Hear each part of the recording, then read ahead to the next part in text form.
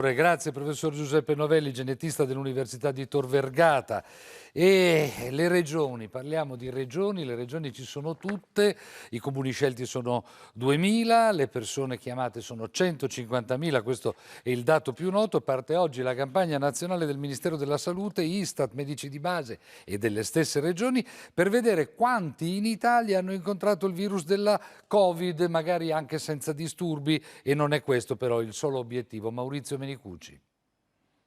Da oggi il telefono potrà squillare e una voce della Croce Rossa ci spiegherà che l'Istat ci ha estratto a sorte dalle anagrafi per il test e che sarà possibile anche a domicilio se per età o ragioni di salute non potremo andare nel centro regionale di riferimento. Lo screening, che lo ricordiamo è gratuito e utile a sé e agli altri, rivelerà la presenza nel sangue venoso delle gamma globuline, in particolare quelle G ed M, così da poter stimare per la prima volta quello che è il dato epidemiologico più importante e sfuggente di questa pandemia, il numero complessivo degli italiani che anche senza sintomi sono stati infettati dal SARS-CoV-2. Che succede se si scopre di avere gli anticorpi? Si farà il tampone sempre gratuitamente per verificare se si è ancora contagiosi. Obiettivo non secondario dell'indagine è assegnare un indice percentuale alle accertate differenze di sensibilità all'infezione come quelle tra maschi e femmine o per classi d'età. Secondo gli esperti, tutti i test sierologici danno un'alta percentuale di errori. L'avete considerato?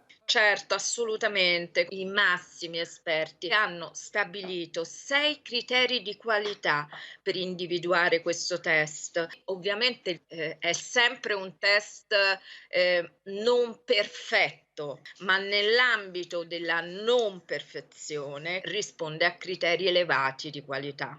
Avete previsto di richiamare chi risulterà aver avuto l'infezione per accertare con ulteriori test quanto durano gli anticorpi e quindi l'immunità? Questa è una cosa che è prevista proprio dalla legge. Su questo virus si sa ancora pochissimo, quindi questi studi saranno veramente molto preziosi. Per avere un'idea del numero complessivo dei contagi è intuitivo, si potrebbe partire anche dalla mortalità per Covid, ma è un dato che per adesso è controverso. I decessi ufficiali in Italia sono 33.000 quasi, ma secondo l'INPS sarebbero almeno 20.000 in più. Vogliamo fare un po' di chiarezza sulle cifre? Una cosa sono i decessi che sono stati individuati, certificati, una cosa sono quei decessi che possono essere avvenuti magari dentro le mura domestiche e così via. Per ora non si può dire quanta di questa mortalità aggiuntiva che è stata sottolineata e che l'Istat ha pubblicato è dovuta solo a Covid. Ce n'è una parte che certamente è aumentata per interruzione della cura. E proprio i test sierologici hanno fatto balenare l'idea che possa esserci una sorta di certificato di immunità, la formazione degli anticorpi